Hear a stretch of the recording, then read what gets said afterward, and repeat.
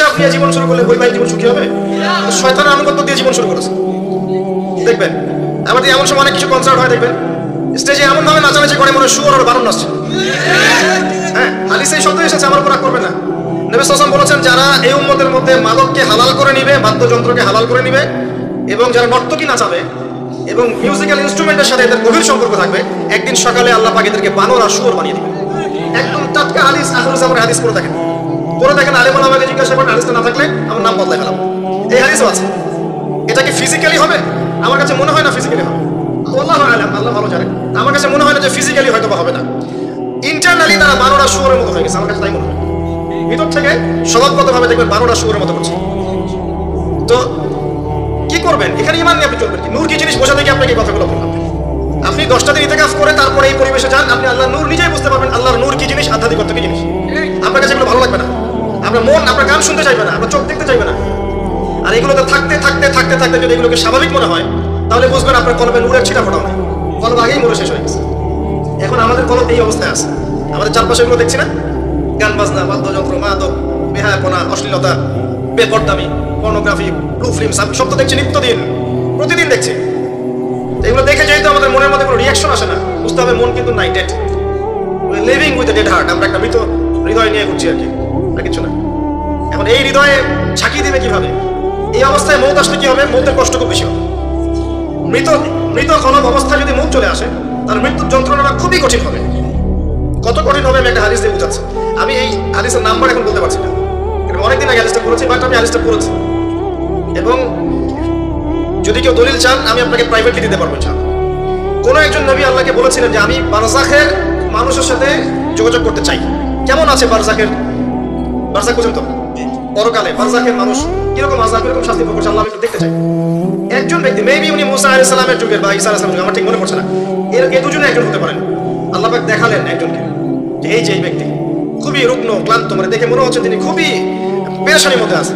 তাকে নবী জিজ্ঞাসা করছেন, একজন নবী জিজ্ঞাসা করছেন, তুমি কি অবস্থায় আছো, কেমন আছো? সে বলছে যে আমার মৌত হয়েছে আজকে থেকে 1000 বছর আগে। আমার মৌত হয়েছে আজকে থেকে 1000 বছর আগে, এখন পর্যন্ত মৌতের যন্ত্রণা আমার যায় নাই।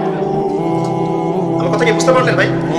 যার কলব যত মৃত, রূহ কবজ করার সময় তত শাস্তি হবে, তত বেশি কষ্ট হবে। যার কলব যত পবিত্র, রূহটা অত সুন্দর করে আস্তে করে বের হয়ে চলে আসবে।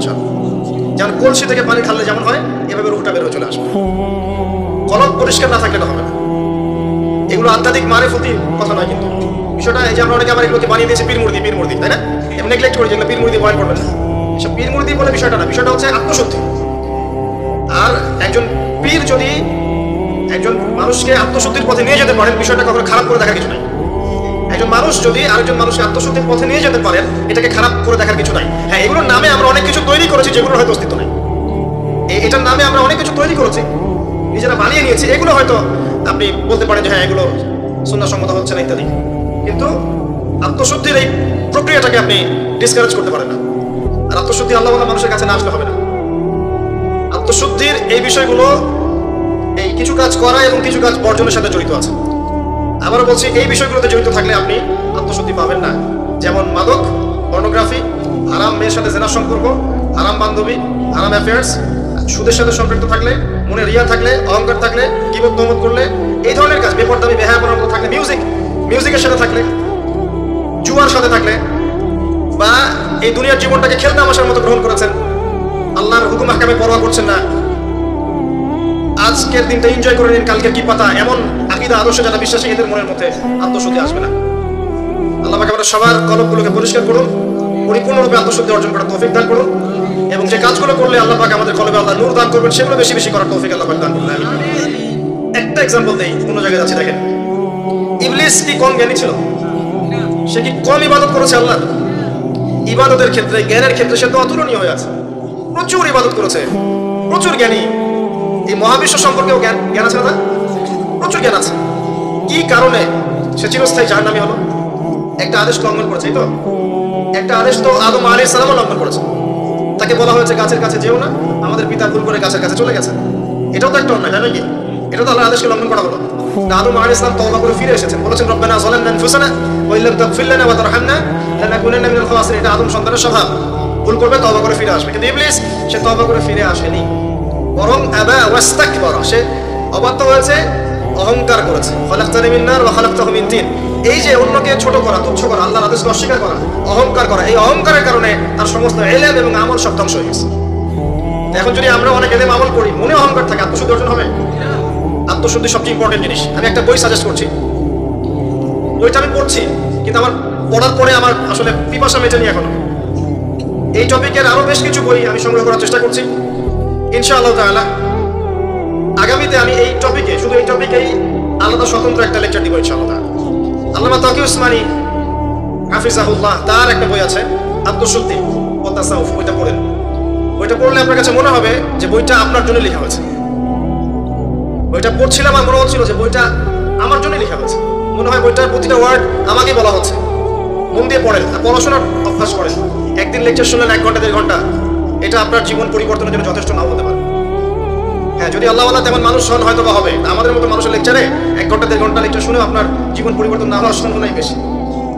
কথা তাসির হয় তখনই যখন বক্তার মধ্যে ইখলাস থাকে, দিনের প্রতি মহব্বত থাকে, আল্লাহর দিন, আল্লাহর জমিনে প্রতিষ্ঠার মানসিক চেষ্টা থাকে, মনের দরদ থাকে। जो बात दिल से निकलती है दिल पे असर करती है, এটা কথা আছে না? যে কথাগুলো দিল থেকে বের হয় সেগুলো মানুষের দিলের মধ্যে কি হয়? আসার করে। তো এখন এরকম মানুষের সংখ্যাই বা কত? আর আমরা যে জ্ঞান এবং আমল করি তাতে বুঝতেই পারছি যে আমাদের দ্বারা কি হতে পারে। তারপরেও আলহামদুলিল্লাহ কিছু মানুষের উপকার হচ্ছে, এটা আলহামদুলিল্লাহ। তবে আমরা যথেষ্ট নই। আমরা আল্লাহর কাছে দোয়া করি আল্লাহ পাক এমন মানুষদেরকে এইসব চেহারা নিয়ে আসুন যাদের কথায় পুরো সমাজ পরিবর্তন হবে ইনশাআল্লাহ। এবং আল্লাহ পাক আমাদের সন্তানদেরকে যেন ওইভাবে বড় করার তৌফিক দান করেন। আমিন। প্রথম কথা বলছি, দেখেন, আত্মশুদ্ধি, মনের নিয়ত, ইখলাস, এটা সবচেয়ে ইম্পর্টেন্ট জিনিস। এটা ছিল না বলেই ওই 3 ব্যক্তি কোথায় গেছে? জাহান্নামে। শহীদ হয়েছে জাহান্নামে, দান করেছে জাহান্নামে, আলেম হয়েছে জাহান্নামে। এটা সেই হাদিস যেটা বর্ণনা করতে আবু হুরায়রা রাদিয়াল্লাহু আনহু অজ্ঞান হয়ে পড়ে যেতেন। প্রথম যেটা সমস্যা ছিল, এদিকে মনোযোগ দেন, আমরা শেষ করে দেবো, গুছিয়ে নেব। প্রথম সমস্যাটা কি বলেছিলাম? শিরক। এই শিরকটা প্রত্যেকটা সেক্টরে আছে না? ব্যক্তি, পরিবার, সমাজ, রাষ্ট্রে আছে না? একই সুন্নাহ। ওই যে আইয়ামে জাহিলিয়াতের শিরক এখনকার বিশ্বে আছে না? আছে। তাহলে এখনকার বিশ্বেও কি কিছু তাওহীদপন্থী মানুষের প্রয়োজন আছে না? আছে। দ্বিতীয় সমস্যা সুদ। ওই সমস্যাটা এখনকার বিশ্বে নাই? এখনকার ব্যক্তি জীবনে দেখেন সুদ খায় না, পরিবার সুদ খায় না, সমাজে সুদের কারবার নাই, সুদী এনজিওর সয়লাভ আছে না? আছে না?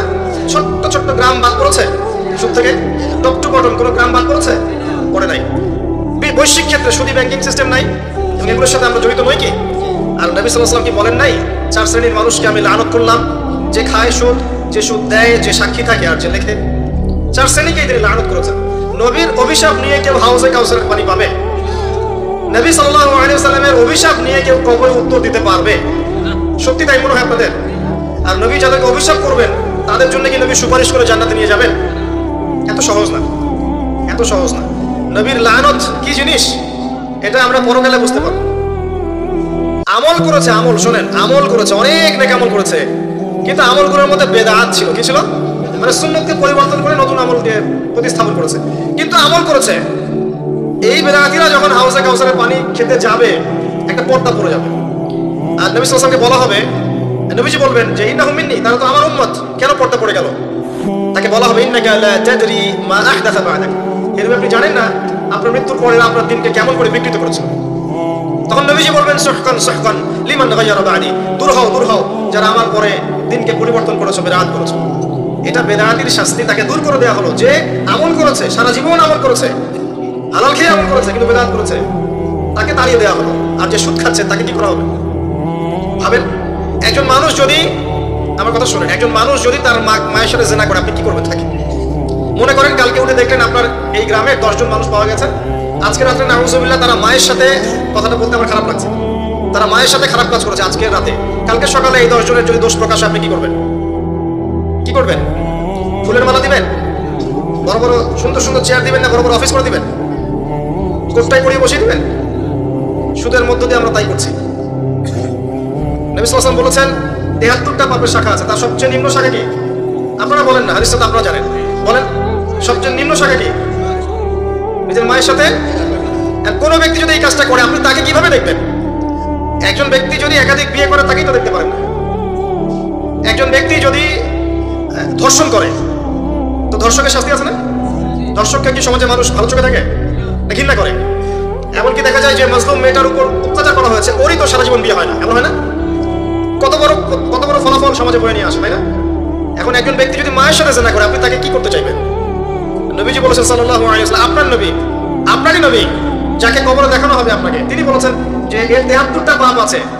রিবা, তার সবচেয়ে নিচের পাপ হচ্ছে নিজের মাকে বিয়ে করা। নবীর সাথে ডিল করেন, এখন আমার সাথে প্লিজ রাগ হবে না। আমাদের মাঠের জন্য অপেক্ষা করেন, আল্লাহ নবীর সাথে আপনার সাক্ষাৎ হবে, সেদিন তাকে জিজ্ঞাসা করবেন কেন আপনি হাদিস বলে গিয়েছিলেন?